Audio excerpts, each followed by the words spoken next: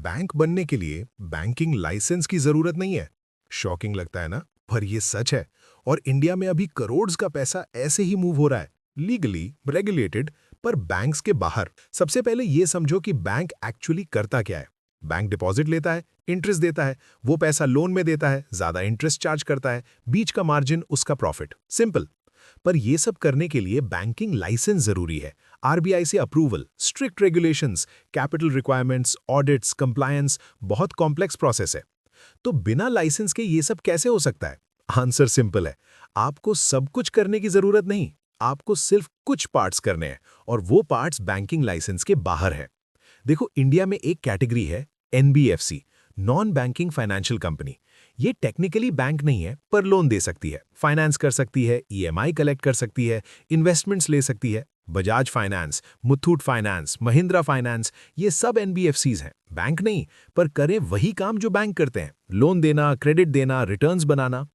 तो फर्क क्या है बैंक और एनबीएफसी में? एक सिंपल डिफरेंस। बैंक डिपॉजिट ले सकता है पब्लिक से, savings account, current account, fix deposits, पर एनबीएफसी ये नहीं कर सकता डायरेक्टली। यहां ट्विस्ट है। पर एनबीएफसी पैसा ले सकती है इन्वेस्टर्स से, बॉन्ड्स इशू करके, डिबेंचर्स इशू करके, इंस्टीट्यूशनल फंडिंग लेके, प्राइवेट प्लेसमेंट्स करके। तो टेक्निकली पब्लिक का पैसा नहीं, पर पैसा आ रहा है करोड़्स में, थाउजेंड्स ऑफ करोड़्स में। अब सोचो, अगर आपके पास एनबीएफसी है, आपने इन्वेस्टर्स से पैसा लिया, दूसरों को लोन दिया, इंटरेस्ट चार्ज किया, इन्वेस्टर्स को भी रिटर्न दिया, बीच में मार्जिन रखा। ये बैंक जैसा ही तो काम हुआ, सिर्फ नाम अलग है। और ये सिर्फ एनबीएफसीज तक लिमिटेड नहीं है, आगे का गेम और भी इंटरेस्टिंग है। Peer to peer lending platforms है, फेयरसेंट, लैंडबॉक्स, आरबीआई रजिस्टर्ड है। पर ये क्या करते हैं? एक तरफ बोरोअर्स हैं जिनको लोन चाहिए, दूसरी तरफ लेंडर्स हैं जिनको रिटर्न्स चाहिए। प्लेटफॉर्म बीच में है, कनेक्ट कर रहा है। टेक्निकली प्लेटफॉर्म लोन नहीं दे रहा, प्लेटफॉर्म तो सिर्फ मार्केट प्लेस है, पर प्रैक्टिकली पैसा प्लेटफॉर्म के थ्रू जा रहा है। रिस्क असेसमेंट प्लेटफॉर्म कर रहा है, कलेक्शन प्लेटफॉर्म कर रहा है, रिटर्न्स प्लेटफॉर्म कैलकुलेट कर रहा है। तो ये बैंक की तरह काम कर रहा है या नहीं? कर रहा है, पर रेगुलेटेड डिफरेंटली, क्योंकि डेफिनेशन टेक्निकली अलग है। अब आते हैं ट्रेड फाइनेंस पे। ये बहुत कम लोग जानते हैं, पर बहुत बड़ा बिजनेस है। इंडिया में सप्लायर्स हैं, रिटेलर्स हैं, बीच में गुड्स मूव हो रहे हैं, पर पेमेंट पेमेंट क्रेडिट पे होता है। सप्लायर ने गुड्स दिए, रिटेलर ने बोला पैसा 2 महीने बाद दूंगा, तो सप्लायर के पास कैश फ्लो प्रॉब्लम। उसने किसी थर्ड पार्टी को बोला ये इनवॉइस है, मुझे अभी पैसा दे दो, तुम 2 महीने बाद रिटेलर से ले लेना। ये थर्ड पार्टी कौन है? ये एक फाइनेंसिंग कंपनी है, बैंक भी हो सकता है, पर ज्यादातर स्पेशलाइज्ड एनबीएफसीज हैं, supply chain finance companies, invoice discounting companies. ये कंपनीज क्या कर रही हैं? क्रेडिट दे रही हैं, शॉर्ट टर्म लोन्स दे रही हैं, इंटरेस्ट चार्ज कर रही हैं। बिल्कुल बैंक जैसा, पर स्ट्रक्चर अलग है, रेगुलेशंस अलग है। इस पॉइंट को मिस किया तो पूरा गेम मिस हो जाएगा। बैंकिंग एक फंक्शन है, बैंक एक एंटिटी है। फंक्शन को मल्टीपल एंटिटीज परफॉर्म कर सकती हैं लीगली, अगर स्ट्रक्चर सही हो।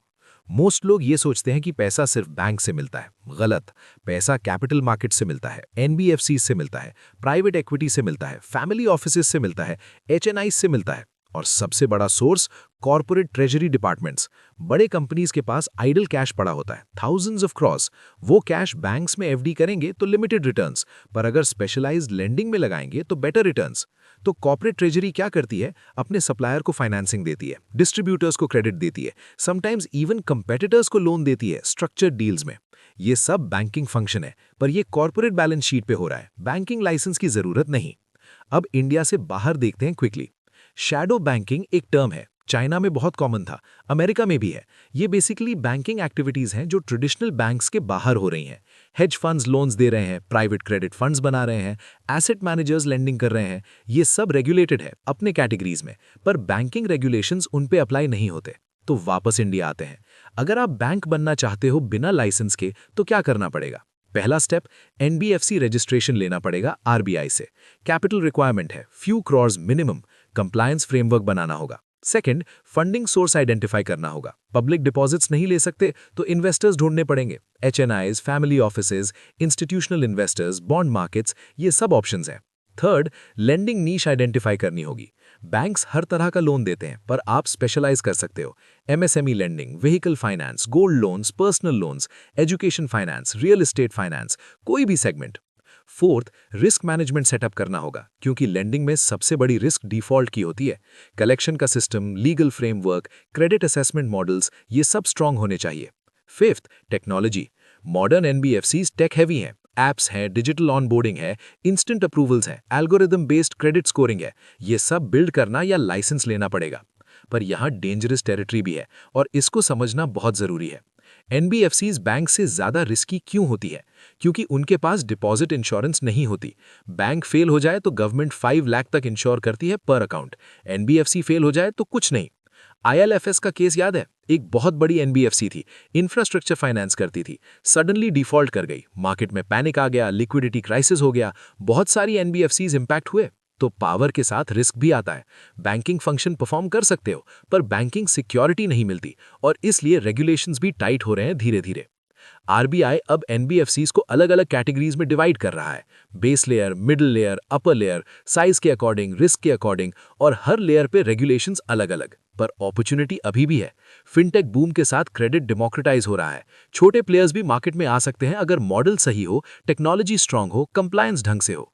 गोल्ड लोन एनबीएफसीज देख लो, Muthoot, Manappuram, small ticket loans देते हैं अगेंस्ट गोल्ड।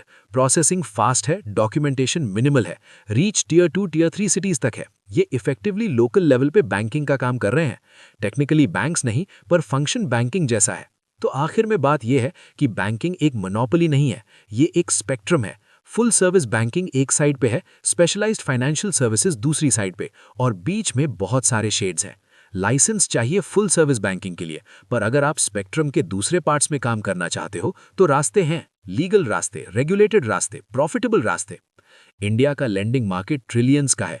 बैंक सब कवर नहीं कर सकते। एमएसएमईज को क्रेडिट नहीं मिल रहा, इंडिविजुअल्स को पर्सनल लोन्स मुश्किल से मिलते हैं, एग्रीकल्चर फाइनेंस में गैप्स हैं। ये गैप्स अपॉर्चुनिटीज हैं और टेक्नोलॉजी के साथ ये गैप्स फिल हो रहे हैं। फिनटेक कंपनीज आई, एनबीएफसीज मॉडर्नाइज हुई, क्रेडिट असेसमेंट इंप्रूव हुआ, कॉस्ट्स कम हुए, रीच बढ़ी। तो अगर आप सोच रहे हो कि फाइनेंस में कुछ करना है, बैंकिंग में एंट्री कैसे हो, तो ये मत सोचो कि बैंक कैसे खोलूं, ये सोचो कि बैंकिंग फंक्शन कैसे परफॉर्म करूं लीगली, स्ट्रक्चर क्या हो, रेगुलेशंस क्या फॉलो करनी है, फंडिंग कहां से आएगी। क्योंकि एंड में कस्टमर को फर्क नहीं पड़ता कि आप बैंक हो या एनबीएफसी। कस्टमर को चाहिए अच्छी service, fast approval, fair interest rate, easy repayment. ये सब आप दे सकते हो बिना बैंकिंग लाइसेंस। और अगर पैसा प्रिंट करने का लीगल तरीका जानना है तो डिस्क्रिप्शन में वीडियो का लिंक है। और नेक्स्ट वीडियो बैंक के सिस्टम को बाईपास करके बिजनेस लीगली कैसे कर सकते हैं इस पर है। जानने के लिए सब्सक्राइब कर लो।